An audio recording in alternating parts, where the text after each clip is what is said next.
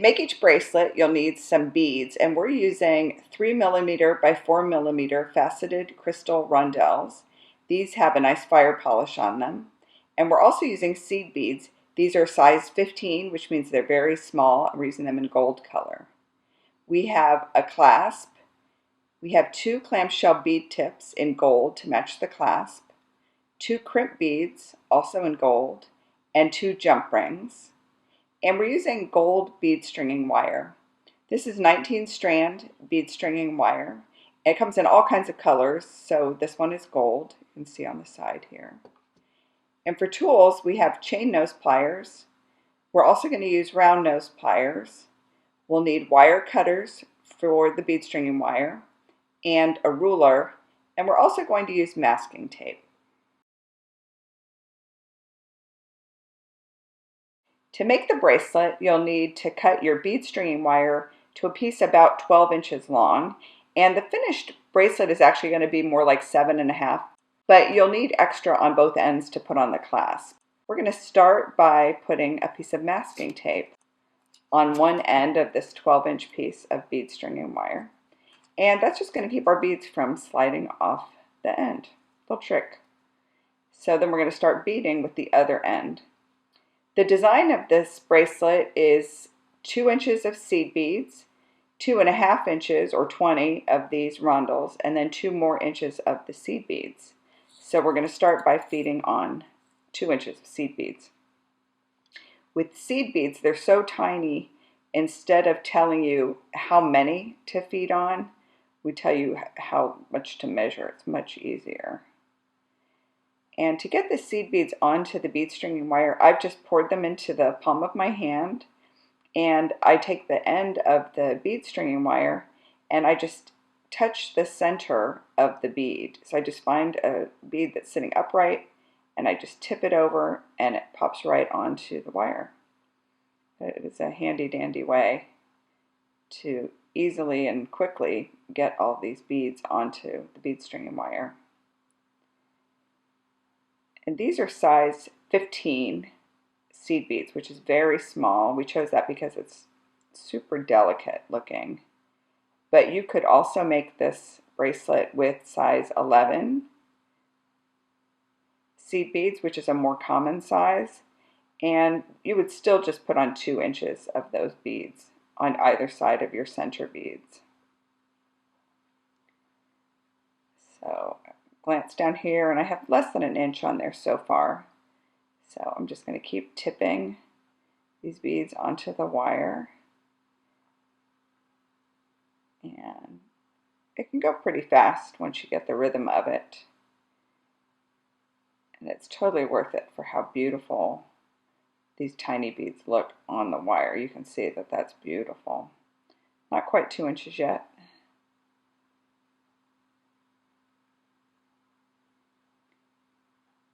When you add up all those beads, the 2 inches of seed beads, 2.5 for the rondelles, and 2 of the seed beads, you've got 6.5 inches. That's the beaded portion of the bracelet, and then the rest of the length is going to come from the clasp.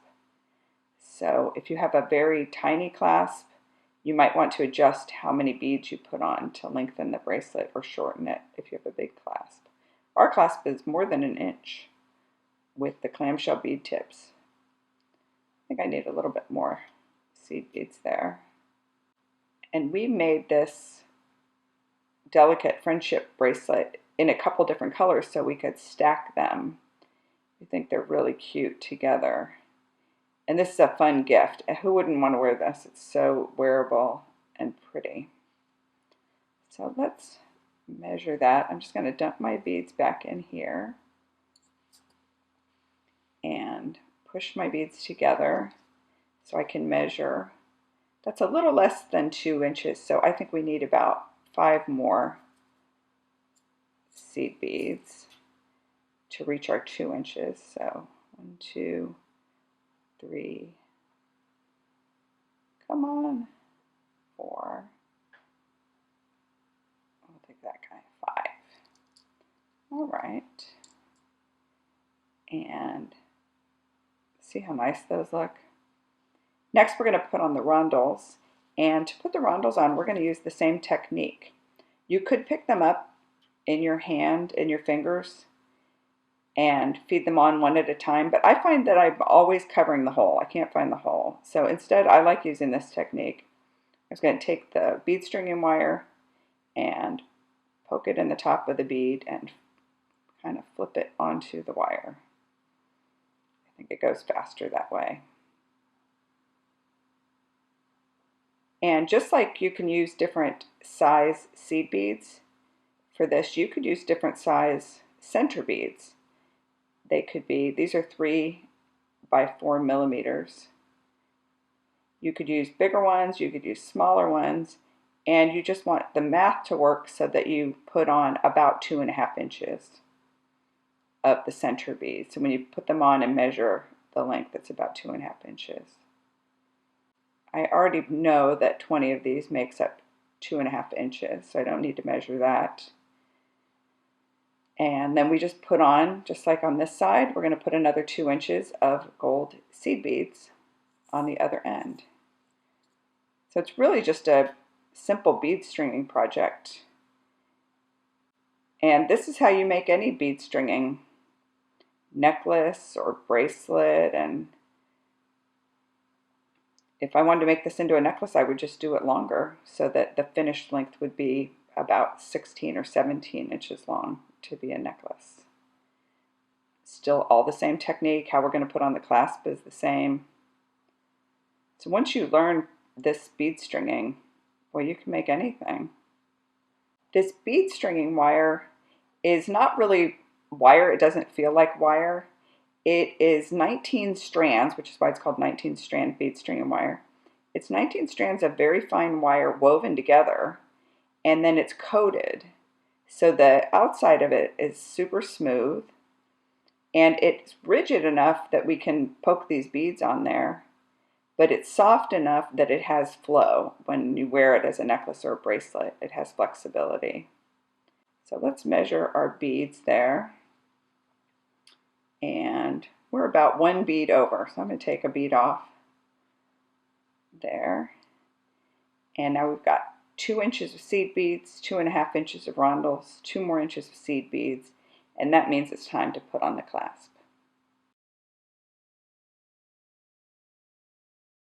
So we're ready to put on the clasp, and to do that we're going to start with the end that doesn't have the masking tape.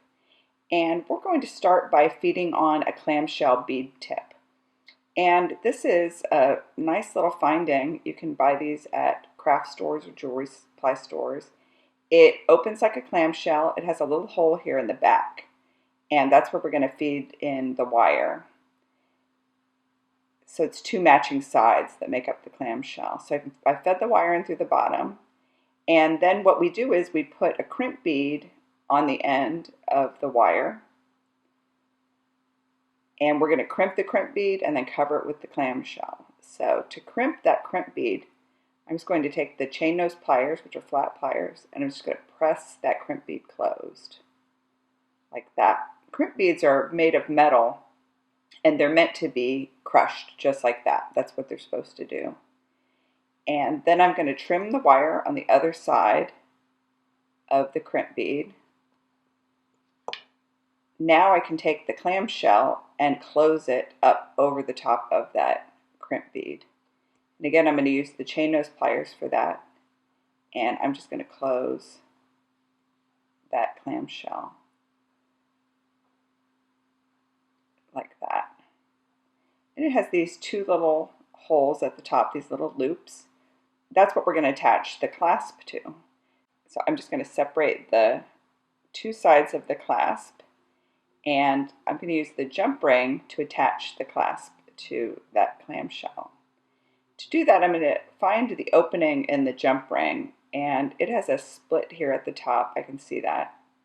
You can shine hold it up to the light if you need to see where the cut is. And then I'm going to use the other pliers, which are my round nose pliers, and grab the other side of the jump ring.